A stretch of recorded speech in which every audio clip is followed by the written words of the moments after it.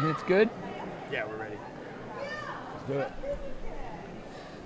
All right.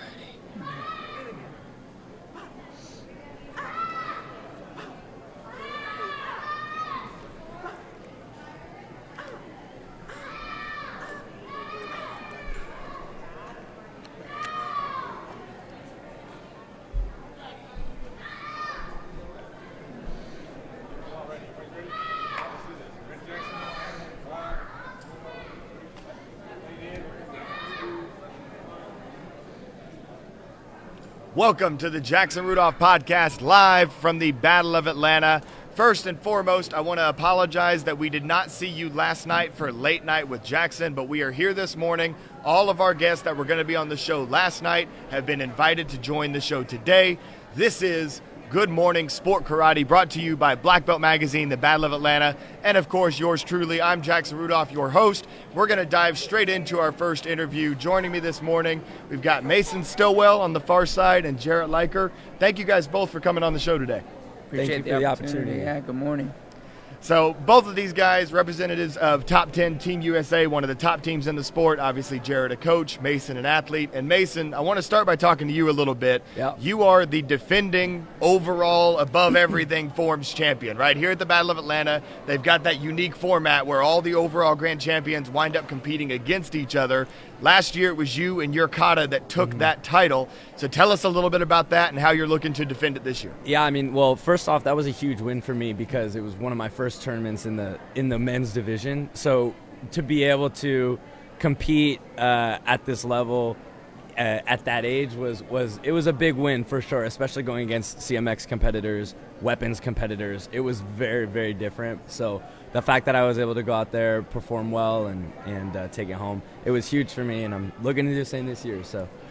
And that's the perfect segue because all of the other competitors in sport karate, right? The women, the juniors, everybody has to compete CMX against traditional. Yes. In the men's division, in a typical NASCA overall grand, you have, I guess some would say, the luxury of competing against only traditionalists. Whereas here at the Battle of Atlanta, you had to compete against those CMX athletes. Yep. And so as a traditionalist, right, the big debate is, well, how do you try to counter the difficulty? The argument that I would say is those traditional kata are extremely difficult to do correctly, right? For sure.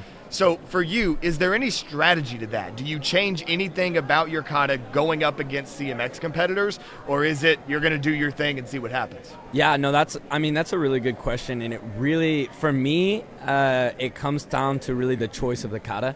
And it's like Jarrett and I talk about this all the time. It's like if you're going against, no matter what it is, if you're going against something that's super explosive, has a lot of high-level athleticism, something like CMX is like you have to try and match that, right? So doing something like I did last year, I changed it up and made sure I did something super explosive, super fast, because I wanted to be able to match that, and I wanted to show that explosiveness in the same way that CMX shows the explosiveness and the tricking combinations. And especially, I mean, I had to go against Danny Ekin, who is one of the best musical and extreme forms competitors of all time, and he's just extremely fast. So to try and match that, it really comes down to the choice of the kata and making sure that you're just as explosive as you possibly can be. So, yeah.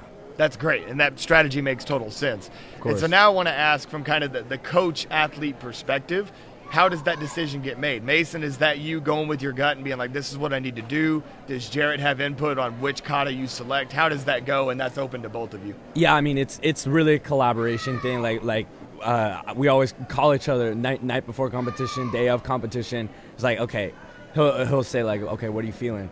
And I'll tell him like, okay, this is kind of what I'm feeling. This is what I warmed up so far. This is kind of what I've been doing. And then we'll look at our competitors and kind of see what they bring to the table. And we'll kind of just work backwards then on trying to see, when do I go in the division? That's a huge thing. Making sure that I have good position in that sense is important as well. So it's really a lot of collaboration. We go back and forth trying to see kind of what we feel, and then once we ultimately decide, we stick with it. We have the saying, it's like stick to the game plan. It's like as soon as you decide, we're rolling with it. So yeah, I think it's a big thing as far as the strategy. we do the strategy game with WKF. I mean, it's a lot of strategy. So here, it's like like Mason said, has a lot to do with where our draw is, how many people in the competition. Also, he has worked so hard to level out all his kata that he has 5 of them, 6 of them that are all on the same level. And so if maybe he's drawed later and we're noticing a lot of the same kata, you can either say, all right, we can match that and do the same, or we bring something different. So that's why I'm just so proud of him, is that as an athlete, he's worked so hard to level all his kata to the same point, to where it's really a chess game, for us. Whereas sometimes some people like, hey, this is my best option. I only got one option. He's 5 or 6 options deep. So. Yeah. And I love this discussion because I feel like this is something that is lost on a lot of the fans. And watching Forms and Weapons, in point fighting, it's easy to see how there's strategy involved. In Forms and Weapons, I think the perception is they just go out there and do their thing, right? And there are some athletes who think that way. Right. But the majority of us that are at the highest level, you're always making adjustments between divisions, within a division, once you see the order. And so I love getting to hear that perspective from you guys.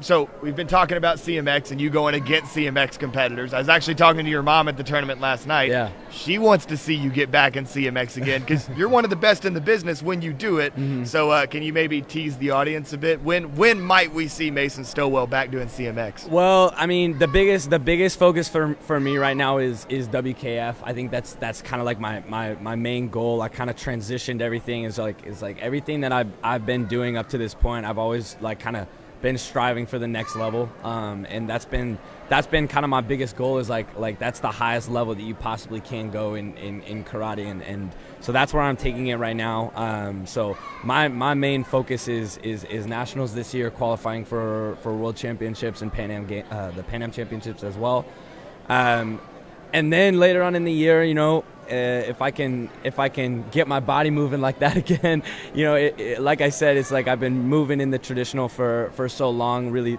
emphasizing that power. It's a completely different training. So it all comes down to how I can kind of break down my trainings, and later in the year kind of see how things might develop. I still can trick. Don't get me wrong. I'm still able to throw down, but it comes down to a matter of how I can prepare for it, and we'll see later on in the year if that's something that I can bring back to the table. I think that would be pretty fun. I appreciate that you're giving me hope. So everybody watching from home, eventually we might see another Mason Stowell shuriken cutter, because it's one of the best in the game. And if you don't know what a shuriken cutter is, go Google Mason Stowell circa 2018. Yep. You'll see some good ones. There we go. So now, Jarrett, shifting to you, right? You train a lot of the top kata competitors in the sport now, all ages, female, male, doesn't matter. A lot of the top kata competitors in the game are your students. And Mason is someone who quite obviously has risen above, right? He's winning in the men's division. He's been dominant in the men's division despite only being old enough to compete in it for a couple of years now. So from your perspective as a coach, as an instructor, what has set Mason apart? Well, there's a lot of things that set him apart. I think one thing that's overlooked, I believe, from a lot of people, is he had to go through a lot of adversity when he was younger. Not the adversity of hard competition, everybody has that, but he had a lot of physical adversity. He had some serious injuries to his foot. He had multiple surgeries on it, and he lost 2 years of his competitive career, 12, 13, 14 age. And I think that adversity at that young age is something that helped shape him to who he is now. And his work ethic is like nothing I've ever seen. And of course he is talented, and of course he has great abilities, but I think that adversity that he encountered at a young age has helped shape his work ethic and his drive to nothing is impossible now, and so I believe that that's one of the things that sets him apart, and the other thing is that when it's time to work, 7 a.m. to 6 a.m. doesn't matter when it is. He's there. He's on time. He's focused. He gets the work done, and I think that's the mark of a champion. Is that when coach says, "Hey, this is what we're doing at that time," this is the strategy. He's probably the most coachable student that I've ever had, and that's huge. Is that we have that trust, right? And I'm sure you have that with your students as well, like that high level trust that like we know, like he communicated earlier. If I know what he's feeling and he communicates that to me, we know it's good. If I say, hey, this is the strategy, it's never like, oh, I don't know. There's never a doubt between us. So I believe that trust is really what locks us together so well. I love that. Trust, coachability, work ethic, all of the things that mark a champion, right? And so now I want to give the viewers at home who are going to tune in later to the Battle Zone Finals, which hopefully we're going to see Mason Stowell in, right? Yeah. So I want to give them something to look out for. We've talked about all the intangibles. When you watch Mason running a kata, what stands out to you as far as his physical abilities? What does he do best? Well, his physical abilities are many. I believe that for a long time, his power was one of the things that always set him apart. But now he is so fast that matches that power. And so, and that comes from competing in WKF so much, because the level with the speed and the athleticism is, it forces you to rise to the occasion. So, I believe that you put him against a CMX, any other competitor, when you look at the basics, the fundamentals, his stances are high level. His all of his basic martial arts is there, but the power and the speed, he is the full package.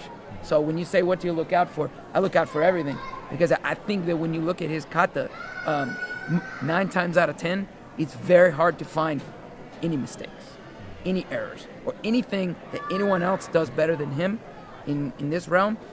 It's very hard to find. That's impressive. So everybody make sure you're staying in tune for that tonight. Chances are we're going to see Mason on stage going for that final championship, defending his title. And I got one more question for you guys, because Jarrett, before the show we were talking about something that's really exciting kind of brewing with Top 10 Team USA. You were telling me there's a new model that you guys have for how you're going to structure the sponsorship of the team. I want to give you an opportunity. Tell us about that, because it sounds really exciting. Yeah, and I know we should probably do a whole just segment on it, because it's unique. But, I think that the way that teams have been structured for the longest time in the sport, there are 2 team events, sync and demo, or sync and point fighting, or in team fighting. And, I think that it has limited the scope as to an athlete like him. Why does he just have one sponsor? Why does he just have one team or one thing? And so I want everybody to think like golf, think like NASCAR, think about that marketability of each athlete. You take somebody like this Mason, or even yourself as a competitor coming up. Like, why could Jackson not be sponsored by Paul Mitchell, by Top 10, by this water company, right? So, and the thing is maybe this water company doesn't want to sponsor 20 athletes. Maybe they're only interested in Jackson. And I think that, the future outlook is really helping these individual athletes grow the most that we can. And so, next year we have some individual deals with specific athletes who are on different teams. And they're going to more go as their specific athlete themselves. And they're going to have multiple sponsors, multiple teams, multiple organizations. And I think that is one thing that's huge, is for the future of this individual sport for 95% of the divisions, is that, we need to do things to help showcase those athletes and get them the best opportunities. So, that's something that we're working on right now and collaborating with a lot of other sponsors to help them. That's super exciting, and I'm all for anything that's going to help our athletes get more recognition, more money, because it's something that all these athletes, they put their bodies on the line, they train their tails off, and then they come to these tournaments, and sometimes the prize money is underwhelming, right? Absolutely. And I will also tip my cap to a lot of promoters recently doing a better job of trying to get these athletes some extra prize money, but I love the initiative that you have, Jarrett, in trying to make that happen. Thank you guys both for your time coming on the show today. For everybody tuning in, we're going to take a quick break. We're going to switch up our guests. We'll be right back. Don't go away. The Jackson Rudolph podcast live here at the Battle of Atlanta. We'll be back shortly. Who's next?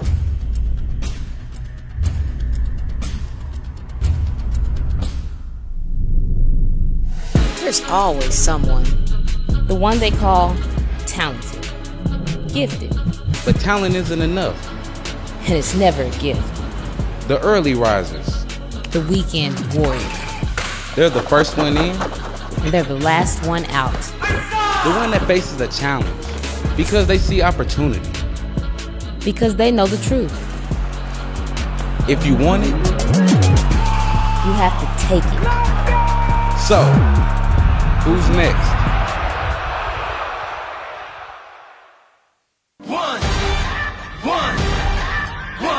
One shot, now the future is yours. Go! Yeah, I was building on a lecture. Verses coming daily under pressure. Working on the plot and the scheme. The true style trademark is at the edge of your dreams. I'm talking one shot for the kill. The breeze cut, freeze up, straight dropping the chills. I'm talking. It's one shot, now the future is yours. Go!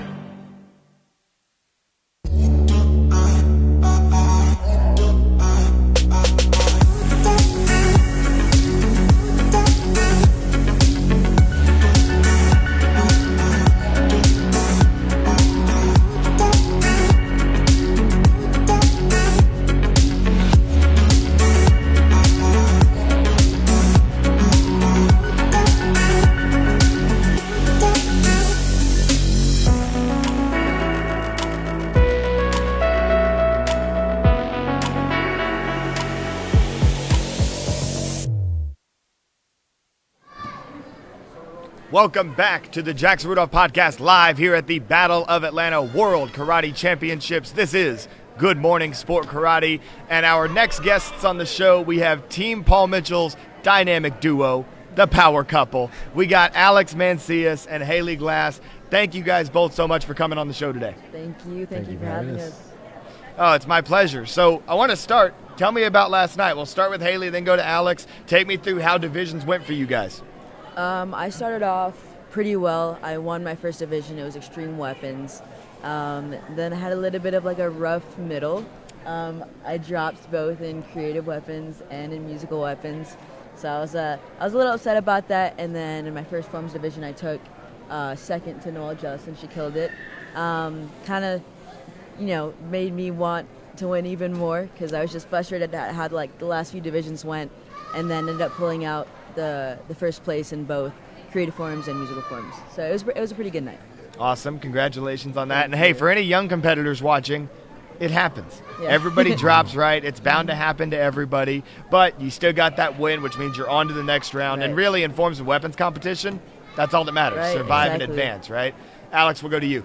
So I felt very, very good yesterday in my weapons. Had no drops. I ran clean form, so it's a positive.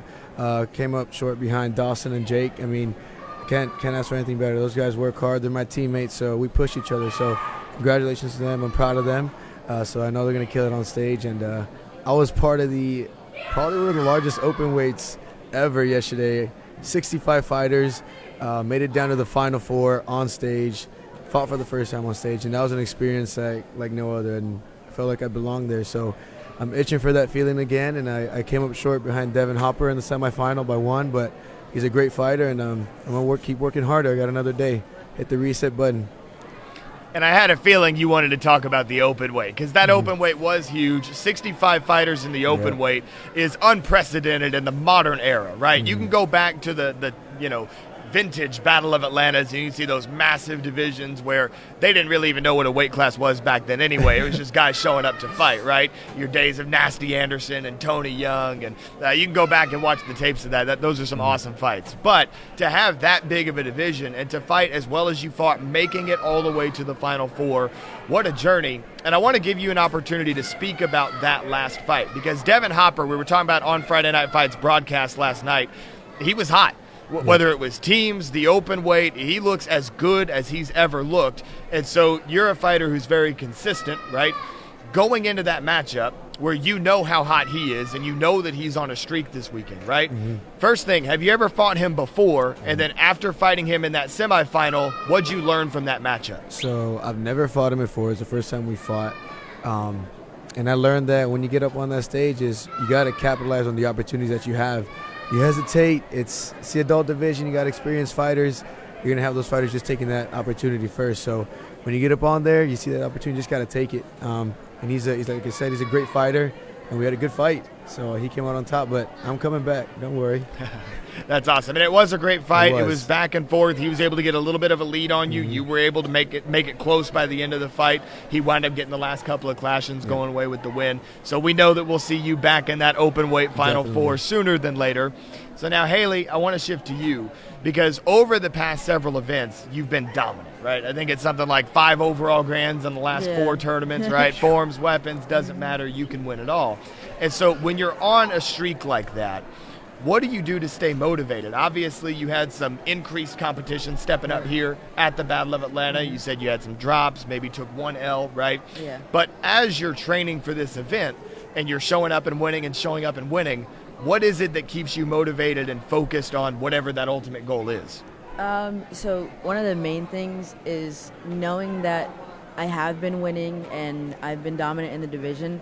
I know that everybody who's come up short is like gunning for me, right? I'm the person to beat in that division, so that motivates me because I've seen how hard all of my competitors are working, and I know that it's not a huge gap between me and the people who are coming up behind me. Like everybody in my division are constantly getting better. They're training hard. They're doing what they need to do to try to win against me. So I have to make sure that in order to stay on top, I'm working just as hard, if not twice as hard as they are, just to maintain that winning streak or that just the top of the division status. And so the streak, in some ways, gives you confidence to know that you can go out there and continue to be the Haley Glass that we all know. And so I love that perspective because I feel like the common storyline is people talk about athletes getting complacent when they're on top. But, you know, as Team Paul Mitchell members, we know, and this is preached to us all the time by our coaching staff, right, is that no matter what level you reach, you can always get a little bit better, course, right? yeah. And so I've got a question for the both of you. What is that little bit better? What is the next goal that each of you are looking at? Maybe it's short term. Maybe it's, hey, I just want to win the Battle of Atlanta here tonight. Maybe you want to go and win the U.S. Open here in a couple weeks. Maybe it's something bigger like, oh, I want to win this many overalls over the course of the season. So what would each of you say your number one goal is right now? We'll start with Haley, then go to Alex. A little bit more short term.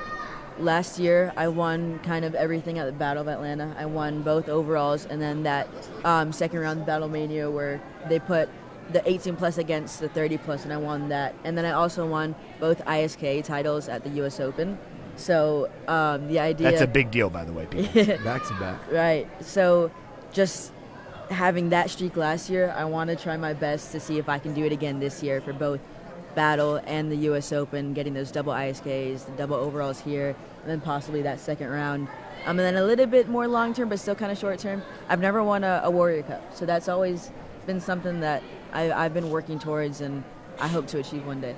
And very elusive for female competitors. So that is like a gold standard. Female competitors want to find a way to go win a Warrior Cup, especially in Forms and Weapons, because it's the one event every year where you guys have to go and compete against the guys to try to get that win. But hey, if anybody can do it, it's going to be one of the best female competitors in the sport. Thank you. Alex, over to you. So I definitely want to be back on that stage tonight for sure. Take my first overall. I would definitely want to win. Hopefully it's going to be more short-term, double overalls with weapons and point sparring. And I want to be able to get a diamond ring in fighting. I got it in weapons.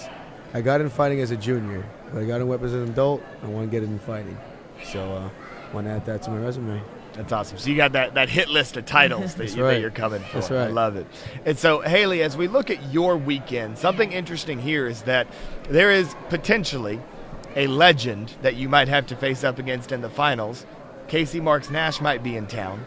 And so going into that matchup in a finals where if Casey's here, she's going to be the favorite to win in that 30-plus category, right? Yep. But you're familiar with coming up into a division and competing against someone that you've looked up to for a long time, right? For sure. Coming into the adult division, you had Sammy Smith, an all-time great competitor. Sammy out with an injury right now, but she'll be back in due time.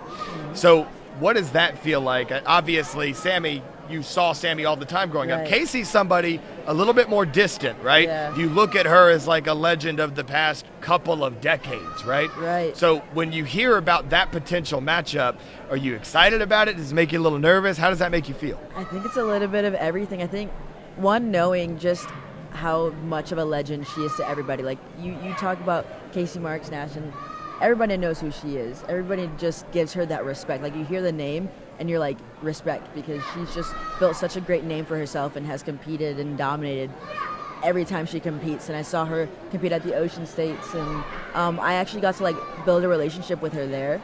And so we've kind of become close and have kept contact with each other in between the Ocean States and here. So just knowing that I've been able to get to know her more and just know her story and have that potential to compete against such a legend in the sport would be fantastic. Would I be nervous? Yes, because it's Casey Marks. Like, I feel like that's a given. And something that's a little bit different is you kind of don't know what to expect. Like, you know, she's fantastic, she's amazing, but with a lot of like the younger competitors, you have like social media where you kind of see what they're up to and you see their training and how they're looking a little bit. But with her, it's like wild card. You know, she could cover it. Just, you never know. So that would be really exciting. And that is one thing that's cool about all of these legends of the previous decade, is that they were not in this social media generation. So whereas like all the champions of today, you can go on Instagram and YouTube and you can see literally everything they've been training, which makes for interesting strategy as the tournament unfolds, right? You can kind of predict what competitors might have up their sleeve. And so that brings me to, Alex, you've been talking a lot about your point fighting because I know that is your first love, your primary passion. Mm-hmm. As of right now, you are the #1 ranked CMX weapons competitor in the world by the Black Belt Magazine rankings. And on the women's side, Haley, you held the same position, right? So being in that position, you guys are expected to push the bar to another level, to always have that extra trick up your sleeve. So give us a little bit of a tease, whether it's for the finals tonight or whether it's looking ahead to the U.S. Open. Is there any chance we're going to see some new moves coming out over that time? Maybe. I'm as we say is when we train, I'm in the lab cooking. But no, I'm definitely looking to improve. Definitely looking always to be better, to be a better, stronger version of myself. So looking to bring it out soon. As soon as I love tonight. that. Nice and ambiguous, just like I expected. And then Haley, what about you? Yeah, I've been playing with a few ideas, a few concepts. I've really tried to find a way to get to kind of distance myself from the typical like format of a form. I feel like now a lot of the times you can kind of predict the flow of a form and how it's going to go. And I was watching some just past forms from Rudy Raynon, Matt, Emig, Mark, and I was just looking. You never knew what they were going to do. So I'm working towards setting up my form in a way that's not the usual, as we see a lot in today's competition. I love that innovation, and I love your studying legends in preparation to go and compete against legends, right? Yeah. So I think that's a great strategy. Thank you guys both so much for your time coming on the show today.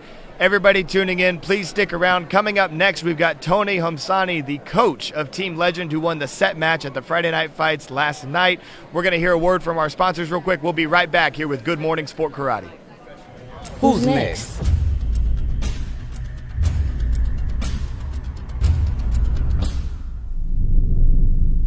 There's always someone. The one they call talented, gifted. But talent isn't enough. And it's never a gift. The early risers. The weekend warrior. They're the first one in. And they're the last one out. The one that faces a challenge. Because they see opportunity. Because they know the truth. If you want it, you have to take it. So, who's next?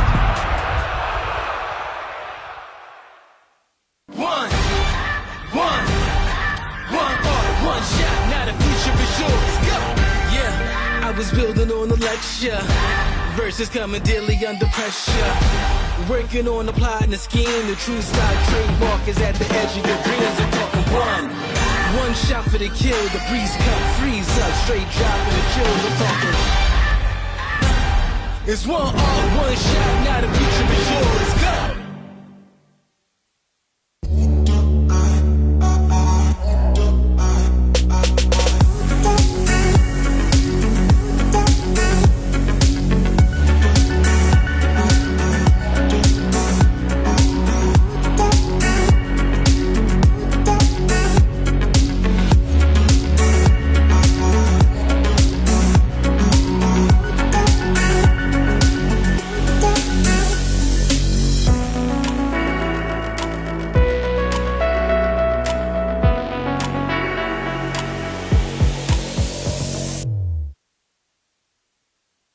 Welcome back. This is the Jackson Rudolph Podcast live from the Battle of Atlanta. This is Good Morning Sport Karate. Our next guest, we have Tony Homsani, head coach of Team Legend, the set match winners from the Friday night fights last night. First off, thank you very much for coming on the show, sir. Thank you, Jackson, for the invitation. Absolutely a pleasure to have you. First, talk us through that big win last night in that final division. It was 5 rounds, a huge fight, tons of energy in the crowd. A lot of Team Legend fans in the crowd. Yeah. So tell us about that experience for you. Well, for me, it's amazing to be in this stage with all my kids and black belts. This is when Mr. Toby called me and said, hey, do you think that you can do that? Five fighters versus TD. I say, yes, absolutely. And, TD is one of the best teams, and this is a good shine for me. And so I want to break down that fight a little bit, right? Okay. So in the first round, Alexi got you an early lead, and she was on fire all night long. Her open weight, the two-person team fights. So tell us a little bit about her as a fighter, because she's still a junior now, right? Yes. Working her way up. So brag about her a little bit. Yeah, she's 16 years old. She's #1 rated in NASCAR, also in WACO. She will represent USA this year in WACO Wars. And, well, come on, she's a lady that trains too hard every day. She loves fights. She have a good support who is that. And when I am thinking the strategy, I say, well, I need to start winning the first fight. And when they won the coin and they say, you send the fight, I say, right, I send her because it's much better if you start winning in team fighting. And she won the fight. That's awesome. And so you bring up a good point about the matchups and winning the coin flip. So it was various different divisions represented across those 5 rounds, yes, right? Yes. You had some junior girls, junior boys, the adult women, 2 adult men.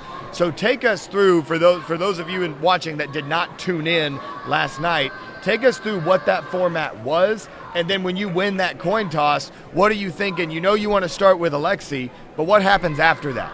Yes, well, my strategy was that my 2 juniors are in really, really good shape because the other match are really, really close. The females, the men's black belts, those matches are really, really close. They can win and we can win. I think the difference will be in the juniors, and that was my strategy. And so you guys had the lead early, but when did you as a coach start to feel comfortable, right? Because after 1 round in a 5-round fight, you're still like, okay, we need to hold on to this, right? Well, I don't feel comfortable until the last match. Mm-hmm. Okay, when we stayed in the last match with Christian and Devon, the fight was 5 points lead, and I said, well, this is they always fight, but the class never go more than 2 points. And when in that point, I say, I think we can win, but we never know. Right. And for me, it was watching, because I was in the commentating booth, watching Cassandra take on Katana. And Katana, somebody considered to be one of the 2 best female fighters in the country right now. Her and Morgan Plowden, they've been the rivals over the last several years. Cassandra, new to the scene, right? Coming up into the adult division, won an overall grand championship at the Compete Internationals. So tell us a little bit about her in general, but then also being able to handle Katana and maintain the lead that you guys had. Well, Cassandra came last year, and she was the #1 fighter in the juniors division. She won all the grands, and we moved her to adult division, and she started winning in Compete. Also in Chicago, she won the grand champion. But the dad is training in Mexico, and she's training too hard. When I call his dad, hey, we will have a set match with TDE, and she will fight with Cassandra. He told me, okay, we need to work in the strategy. That was my dub was in that fight because we know Kitana is a strong fighter, and she always wants to be the boss in the ring. And Cassandra is a young lady. But we say, Cassandra, you need to keep your leg up. Don't let that she come. Kick strong. Keep there. Give me that fight. And if you do your job, it's good for us. Awesome. And now getting to that last round, you already talked about that matchup between Christian and Devin a little bit. I want you to talk about the journey that Christian's been on, because this is a great comeback story. From last year, fighting under pro point format, suffered a scary knockout. Everybody that watched that, it was not easy to watch, right? And so seeing him go from that the recovery from that, because I think there were injuries associated with that too, right? Yes. And being able to come back here at the same tournament and secure the win against a Team Dojo Elite fighter for Team Legend. Tell us about that journey for him. Yes, well, Christian is a warrior. Last year, he had that KO, and it's 1 year to be recovering, but it was a hard KO. But he have a big heart. He have a big competition spirit. He was training really hard, and last tournament, he wanted to start in Chicago, but during the fight, he have a headache too, and he said, "Well, let's do this slowly," but he never stopped training.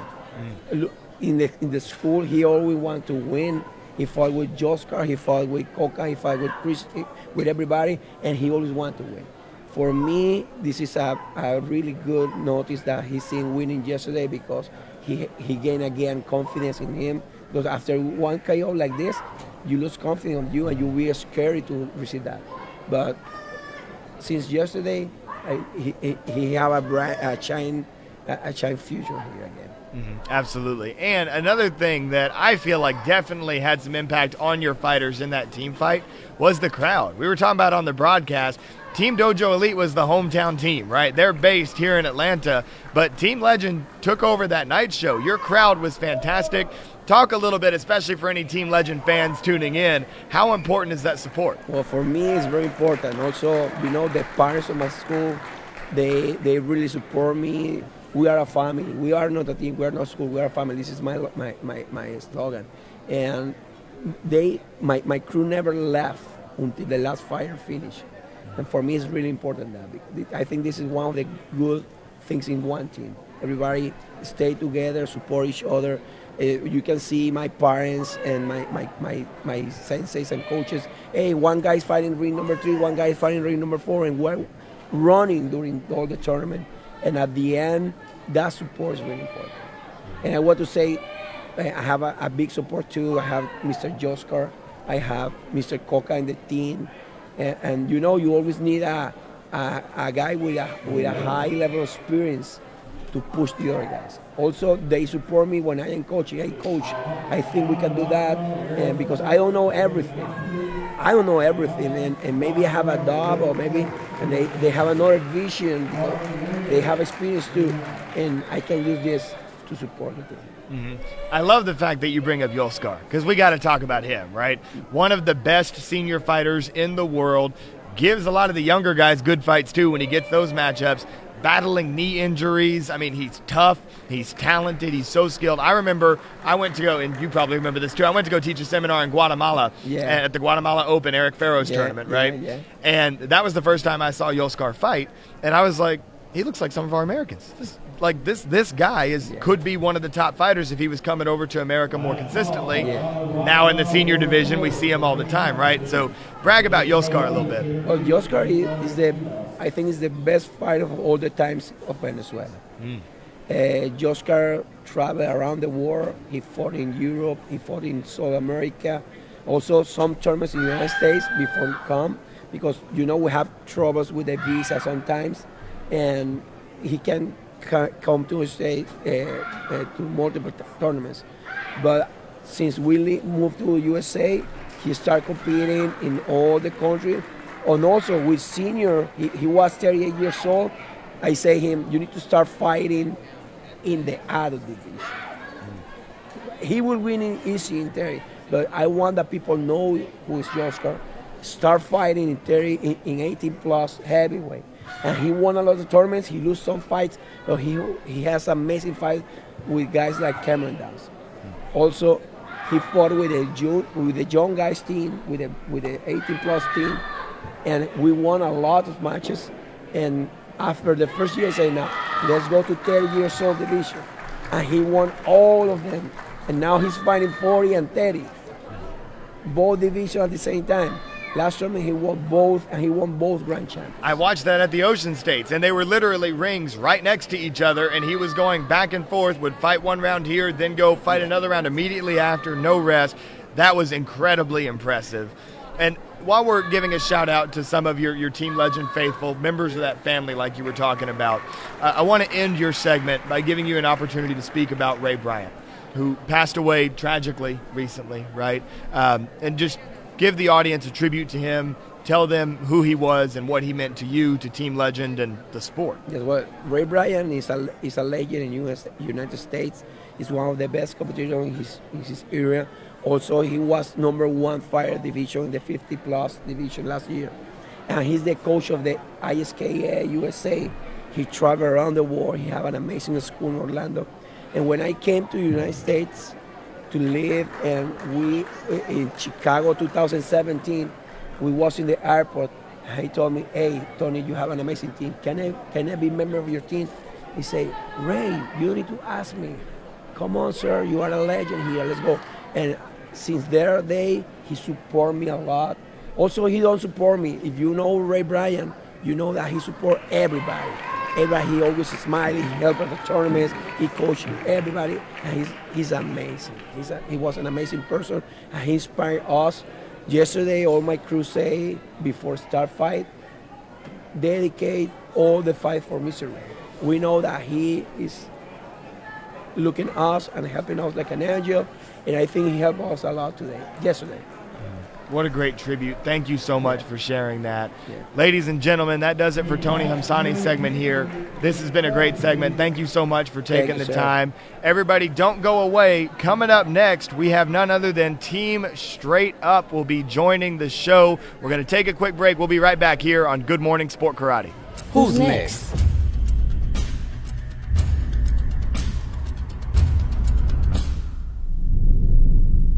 There's always someone. The one they call talented, gifted.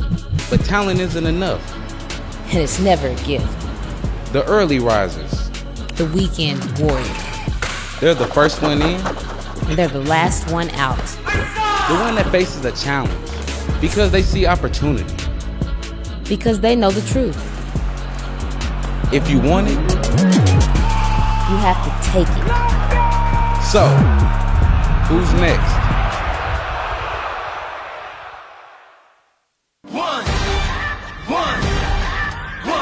One shot, now the future is yours. Go! Yeah, I was building on the lecture. Verses coming daily under pressure. Working on the plot and the scheme. The true style trademark is at the edge of your dreams. I'm talking one shot for the kill. The breeze cut, freeze up, straight dropping the chills. I'm talking. It's one shot, now the future is yours. Go!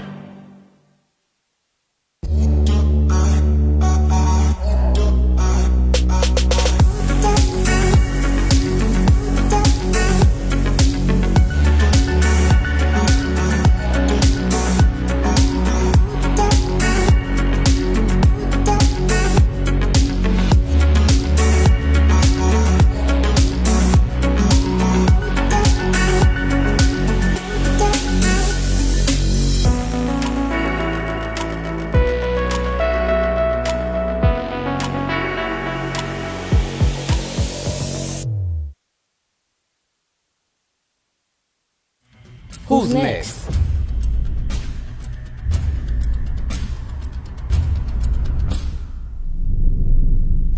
There's always someone. The one they call talented, gifted. But talent isn't enough. And it's never a gift. The early risers. The weekend warrior. They're the first one in. And they're the last one out. The one that faces a challenge. Because they see opportunity. Because they know the truth. If you want it, you have to take it. So, who's next?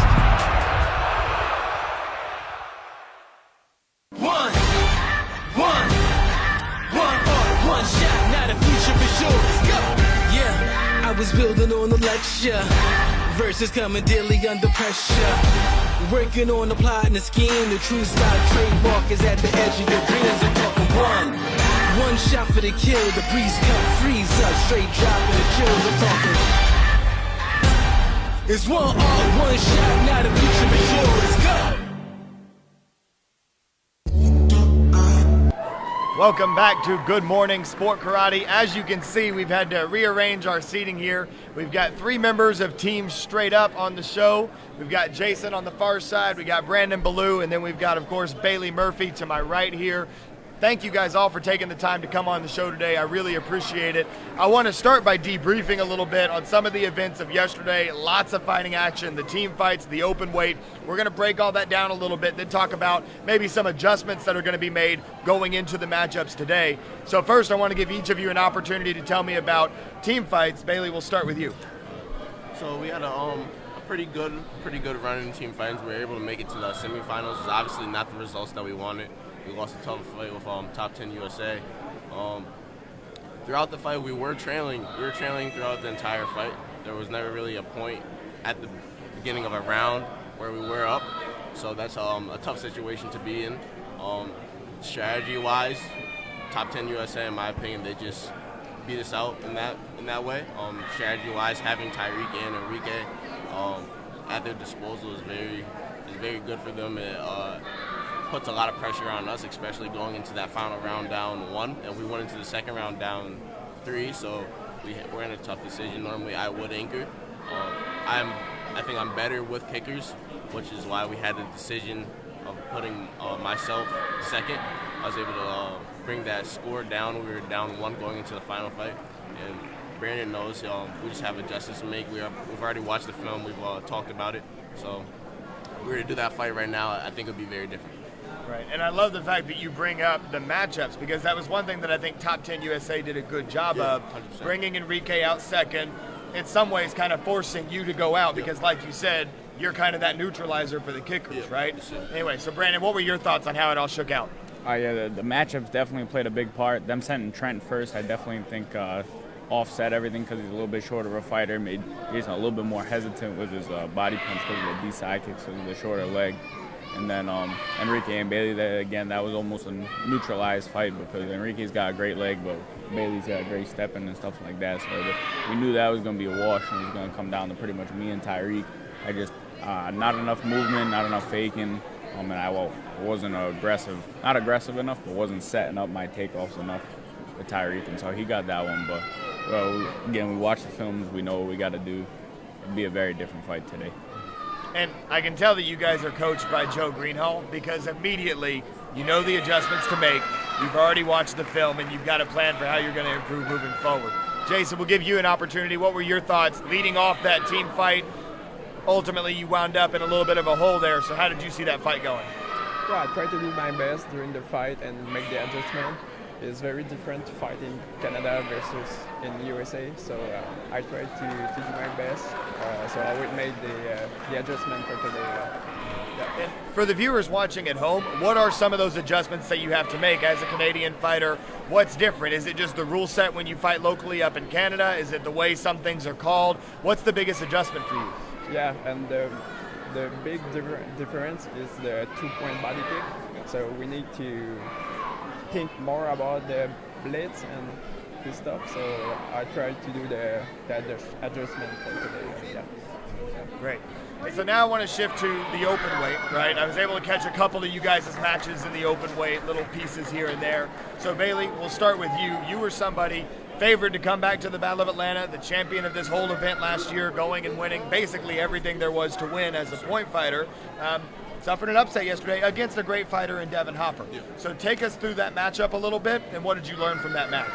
I learned a lot. Obviously, I haven't been very, very active this year. So I had a lot of ring rust that I needed to knock off. To be honest, this year, Devin Hopper is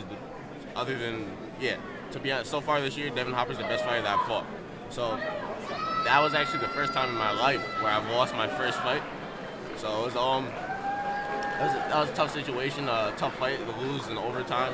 And then it's just, obviously I won't be able to fight him again today. Well, hopefully I can fight him again today if he were to win the entire thing. Selfishly, I want him to win the whole thing so I could win lightweight and we can redo that fight. But I mean, it was a good fight. It was just something that I have to make adjustments on. I actually haven't watched that film yet. It's something I'll take a little time. But Yeah, there's definitely adjustments that I can make without even watching that film, just knowing that I need to be more active with my hands, and I have to remember who I am, really. That's what I think it comes down to. I had a lot of ring rust to knock off, and I have to remember how fast I am and how explosive I am, and I think I kind of came into my own in that team fight, during team fighting. I definitely fought a lot better than I did during the open weight. So I think if we were to fight today, it would be a different fight. I'm looking forward to it. That's awesome. And for everybody tuning in at home, did you guys catch that he just casually mentioned it's the first time he's ever lost his first fight in a tournament? That tells you how good Bailey Murphy is, right? And that was one of the questions I was going to ask you, is about that ring rust, because you didn't compete for several months. You're a college athlete. You were running track, right, which is impressive in its own right. But tell us a little bit about making that adjustment, because I'm sure the training's different. I know you were still getting rounds in while you were running track, but just tell us about kind of living that double life as an athlete. It's tiring. I'm not going to lie. There's days where I'm working out from 7 in the morning to 11 at night just because I make those sacrifices in order to do the things that I love and to stay at this top level. So it is a lot, and sometimes it is a lot to handle. But yeah, I mean, I just roll with the punches, you know. And I would love to be more active, especially during the track season, but as of right now, it's just not possible. So it's just something I have to deal with and I have to work with. I'm not making excuses for myself. It's just something I have to continue to work on and grow. And we're certainly glad to have you back here in Sport Karate, my man. So now, Brandon, we'll go to you. Your individual matchup yesterday and any adjustments you're looking to make as you go through your divisions today. Yeah, ran into Darren Payne my first fight. Me and him, we've gone back and forth every time we fought. No one's had a 2-fight win streak on each other. Every time we fought, we just keep going back and forth. I didn't really show up yesterday, my first fight. I was stagnant, wasn't moving, wasn't faking. That kind of even carried the fight a little. After watching the film, I know the adjustments I need to make, but it'll definitely, I'm a completely different fighter today. I know how I need to fight, and I know what's going to happen. That's awesome. And by the way, you have a heavyweight championship from the Battle of Atlanta last year that you're trying to defend as well. That starts today when you begin your division, right? Open weight doesn't affect, for everybody watching at home, open weight is something separate, right? You go to your division today. This is the path to win the overall grand championship. For you, what is your key to victory today? What is it going to take to pull that off again? Key to victory, just stick to what I'm good at. Stick to what I know how to do, and then just not a lot of my movement, faking, closing the distance, and taking off. Yeah, I'm not a tricky fighter to figure out. You can watch any film of me. I'm pretty simple, but the basics work. I love that. And the fundamentals, right? If your fundamentals are better than the other guys, there's a really good chance you're going to win that fight. Yes, right? sir. And now, Jason, same question to you, right? How'd yesterday go for you individually, and then any adjustments for today? Yeah, I did a good first fight against Anthony Merrickx. So I won my first fight, and after this I'll fight with Enrique Lentona. I have some difficulty to adjust to his leg, so today I will try to do better and make the adjustment. Bailey gave me a lot of good advice, so I will try to apply this today. That's awesome. And no shame in that. Enrique, one of the best kickers in the sport right now. He mentioned, I don't know if you could hear him, he mentioned that you gave him some advice for how you can handle that a little bit. You don't want to give away any secrets, but maybe what's a little tidbit for anybody, general advice when somebody's trying to deal with a great kicker, what advice do you give them? Stay in the pocket. I feel like people get in the habit of trying to move too much out of the way, you know, and that's not how you fight a kicker. All you're doing at that point is just giving them space to throw more kicks. You want to stay as close as you possibly can without getting kicked. You know what I mean? You want to use your arm as a kind of ruler, and that's the only tips I'm going to give you guys. And that's something that we talked about so much on the broadcast last night, was the importance of spacing. Yes, point fighting's about speed, but as much as it is about speed, if you don't have your distance right, 100%. You're going to be hard-pressed to score and defend, right? And so last one that I got for you guys is a fun one. Unfortunately, we weren't able to have Coach Joe Greenhall join us on the show here this morning, but I know that all of you guys love that man, right? Yes. So let's just go. What one word would each of you use to describe Joe Greenhall? Exhilarating. Exhilarating. I like that one. Brandon, what do we got? Just crazy, period. Just plain and simple. He's a nut. I love the man to death, but he's an absolute nut. He's crazy about us. He's crazy in general. It just works perfect. That's awesome. Exhilarating. Crazy. I don't know a lot about him right now, so you're like, I just got here, man. Yeah. But yes. Okay, so you'll figure it out? Yeah. Okay, that's probably a good answer since you're the new guy, right? Anyway, well, thank you guys so much. It's been great having you guys on the show. Really appreciate it. I'd shake all your hands, but that gets complicated. So once again, thank you guys so much. Best of luck today in your divisions. For those of you tuning in here at Good Morning Sport Karate, stick around. Coming up next on the show, we've got some forms and weapons talent coming at you guys. Jake Presley, Dawson Holt, Rashad Eugene. We're going to have some fun after a word from our sponsors. We'll be right back with Good Morning Sport Karate. Who's next?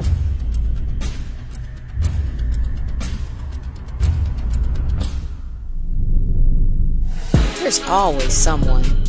The one they call talented, gifted. But talent isn't enough. And it's never a gift. The early risers. The weekend warrior. They're the first one in. And they're the last one out. The one that faces a challenge.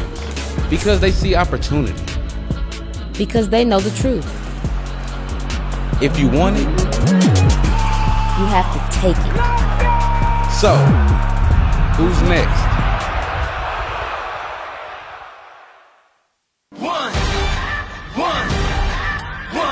One shot, now the future is yours. Go! Yeah, I was building on the lecture. Verses coming daily under pressure. Working on the plot and the scheme. The true style trademark is at the edge of your dreams. I'm talking one shot for the kill. The breeze cut, freeze up, straight dropping the chills. I'm talking. It's one shot, now the future is yours. Go!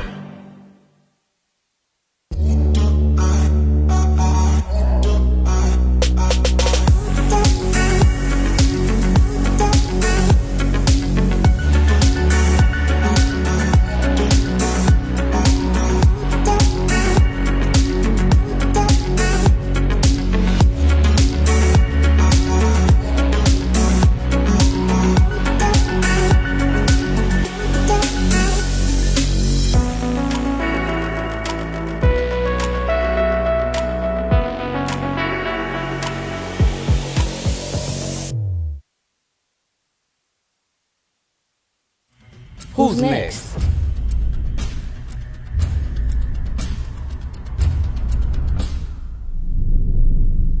There's always someone.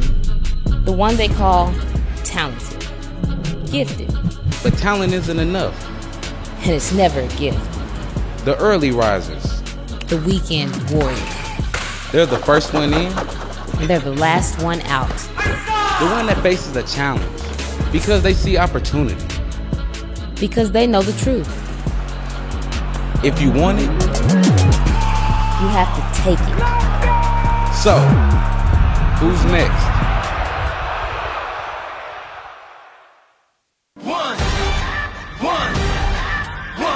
One shot, now the future is yours. Go! Yeah, I was building on the lecture. Verses coming daily under pressure. Working on the plot and the scheme. The true style trademark is at the edge of your dreams. I'm talking one shot for the kill. The breeze cut, freeze up, straight dropping the chills. I'm talking.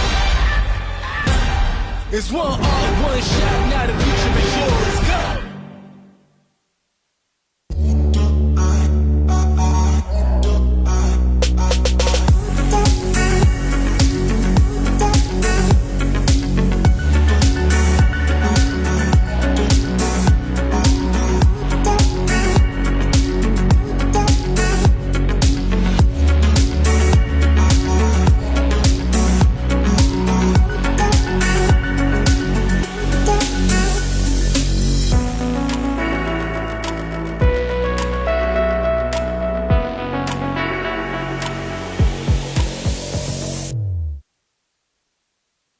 We are back here at Good Morning Sport Karate. This is the Jackson Rudolph Podcast live, brought to you from the Battle of Atlanta. You'll notice that I'm slightly off center and we have an empty chair here because Dawson Holt is running fashionably late this morning. We expect him to stumble into this interview at some point along the way. But for the time being, we've got Jake Presley of Team Paul Mitchell, Rashad Eugene of Team Diamond. Thank you guys both for taking the time this morning. I appreciate it. Yes, thank you so much for having us. It's very exciting to be up this morning on Good Morning Sport Karate. And with with my peers, Dawson Holt showing up and Rashad. It's very exciting. And so there is Dawson Holt, ladies and gentlemen. As I said, fashionably late. He's a Team Paul Mitchell member. Had to make sure the hair was all good this morning, right? But, hey, since we're talking about teams real quick, Rashad, one thing I got to lead the show off with, right? Because I knew about Team Diamond. Y'all are a new team, very talented team, right? Coached by Damian Rodriguez. You guys show up this weekend in some new uniforms with the G3. Tell us a little bit about that collaboration, merger. Use the right word for it for me, please, and tell us what's up with that, because that's awesome. Sure. So Diamond G3, it started, with conversation-wise, it started closely like around February with Damian Rodriguez, Mike Conroy, and Sam Gagnon, if I'm pronouncing his last name right. You got it. Awesome. So the conversation started from there, and I talked to Damian. He's my boss at the Christ School in Florida, and he's my coach as well. So Diamond at first started as a school team competing at local tournaments around Florida, and then he just decided this year that he wanted to become a national team. So it went from there, and then with the collaboration with G3 with some of the members from Canada, Melanie Ortiz, John Cortolo is also on the team as well. It pretty much went on from there. Like, at first he wanted to announce the team, but then Damian just said, no, we're just going to show up at the Battle of Atlanta for sure. So it was smooth. They had multiple conversations. It's not like, okay, they were going to do this. They said yes to it on day one. No, they had multiple conversations as getting the right sponsors, getting the right colors, getting the right uniforms, and it just went on from there. So we just showed up with the new uniforms. We actually just saw the new uniforms yesterday. We did not look at it firsthand. I'm just not looking at the logo yesterday. I didn't look at the logo beforehand. But it was a pretty good merge for us. That's awesome, and congratulations on that. We look forward to seeing a lot of great things from Team Diamond G3. So now I want to shift to Jake and Dawson.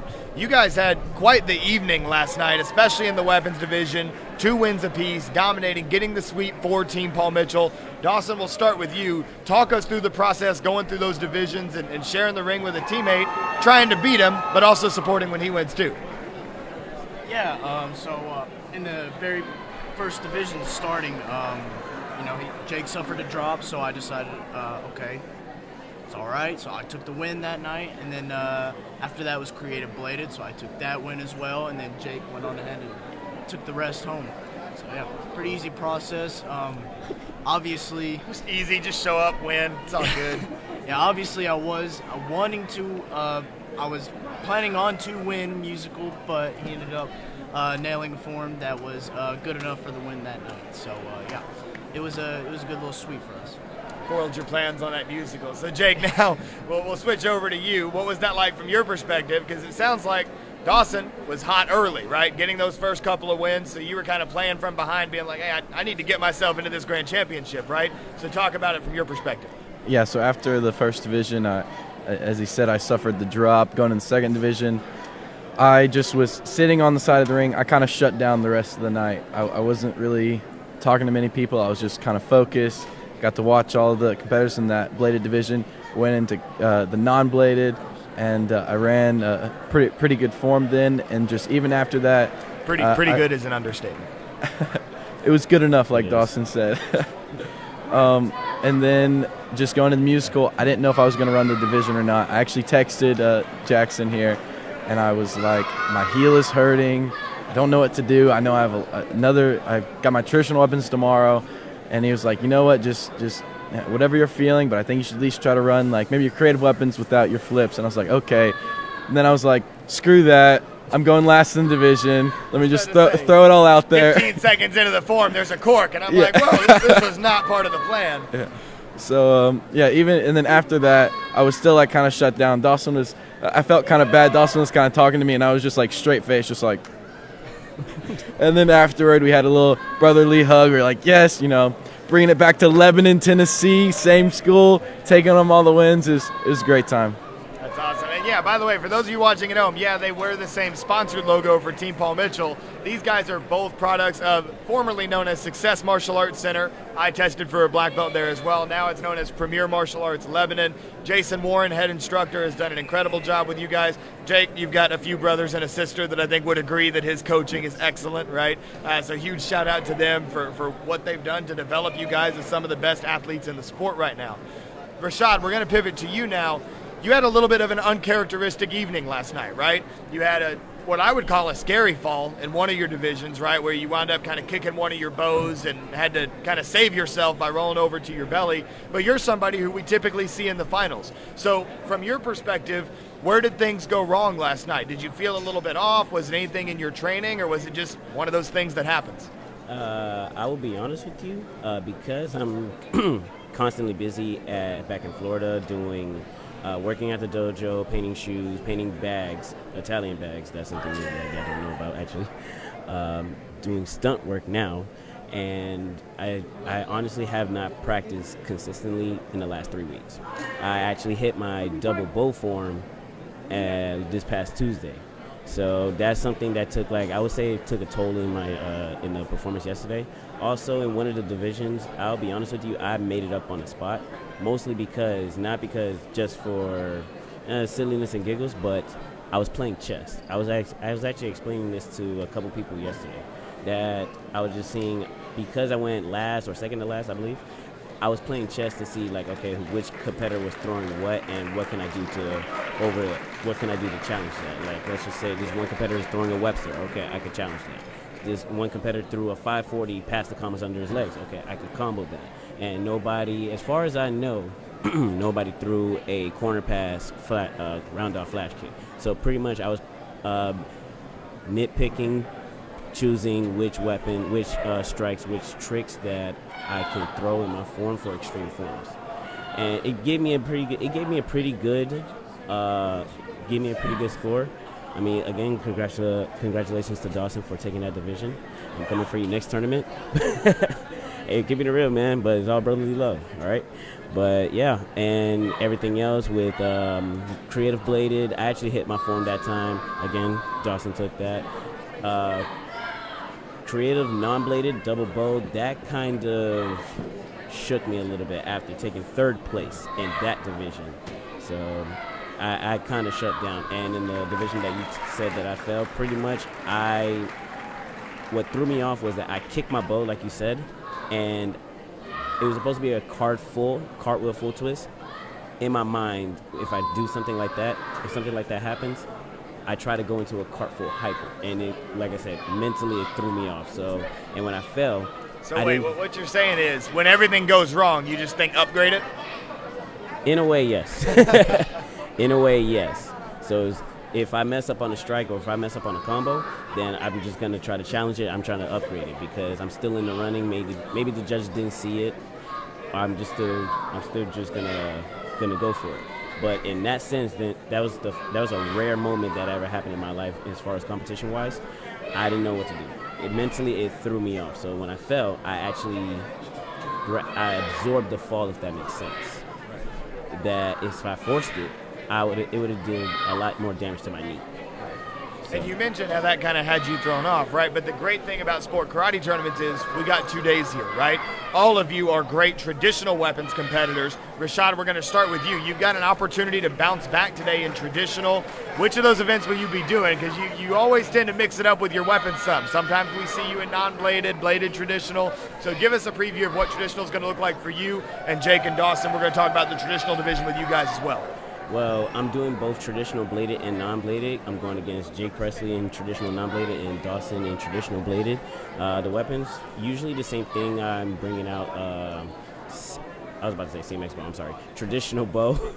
And this traditional bladed, I'm actually doing daisho, which is a double sword, a double katana, a katana and a wakizashi routine. That's something that I actually been consistently doing since Ocean States in April. So that's my game plan for that, is just showing out. I love y'all guys, but I'm coming for y'all. That's awesome, and that's exactly the spirit. I love the sportsmanship, but also that competitive drive. So now, as we shift to Jake, right? your middle name should be Traditional Bow at this point. You have been dominant in that division, winning overall grand championships left and right with that bow form. What's the secret? What have you done that's put you in that position to be so dominant in that division? I think it all goes back to an Amerikick Nationals tournament years back. I defeated this amazing guy. Sometimes he used the green bow. I don't know. He was doing traditional. I defeated him and Danny Ekin. Since then, it's just been crazy. That is a true story. Once upon a time, there was like a 9-year-old Jake Presley that came up and beat. I was probably 12 or 13 at the time. But, I still remember that, and that was really where our friendship was kind of born. Little did anybody know we would go on to become sync partners and win U.S. Opens together and stuff like that. But, to me, Jake, when I watch your form, it's three things. The speed and power, which if you want to win with traditional bow, you need both of those things. But to me, what sets you apart is your intensity. Because it's not just yelling loud. It's not just having a good game face. You go a step beyond that, and you actually make it look like you are in a fight, hurting people with your bow form. Talk about that mentality, because I feel like you almost have to become a different character mentally to get into that state, right? Yeah, so the first time it happened, it was one of those things where I believe one of my brothers came up to me, Cole, and it was just like, go out there and just go so hard that either you break your bow or you win the division. And from there, it was attack. It's just, you go out there, be aggressive, do just as hard as you can. And I ended up just becoming this, I don't know, monster sometimes. I listen to this heavy metal music, like some Avenged Sevenfold. They're screaming in my ears. Just to get ready for that. Another thing is, I've said this before on stage, and I actually meant it. I kind of said it as a joke, but it's like going out there and defeating all the invisible ninjas. I mean, yeah, that's kind of the mental state I'm in. I like jump up, I stab the ground, I pull the bow out of the ground, pulling that bow out of that invisible ninja. But it's a real thing that I'm trying to put into my form there. And it really makes a difference. I know that people sitting at home that haven't seen you perform are probably like, what is this guy on? You know what I mean? But it changes your performance. So I highly recommend, make sure you guys are tuning into the live streams throughout the day. And then there's a reasonably good chance that we're going to get to see it in the finals. So we'll see how that turns out. I think Rashad Eugene maybe wants to avoid that happening, right? But that's all in good fun and competition. So now we'll shift to Dawson, right? You're on the other side of the division from Jake. Jake's in the non-bladed. You're in the bladed with your sword routine. Preview the traditional weapons division from your perspective for us. Well, the goal of mine is to showcase clean technique, of course, rightfully so, and to showcase power. A lot of people, it's harder to see power from a sword perspective rather than bow, because you can't hear the strikes, right? So one thing I can point out about Jake's form is he's one of those rare few people who knows how to bring a traditional form to life, right? And that's one thing that I'm trying to strive to do that, and I think that'll definitely set me apart from everyone else, and maybe hopefully that'll get me a step closer to beating him someday. Great answer. I love that. And thank you guys all for sharing your perspectives on that division. We got one more question, and I want to make this one a fun one, because conveniently, each of the three of you have some nicknames that you tend to go by competitively. So Dawson, we'll start with you on this one. They call you Mr. Clean. Tell us why.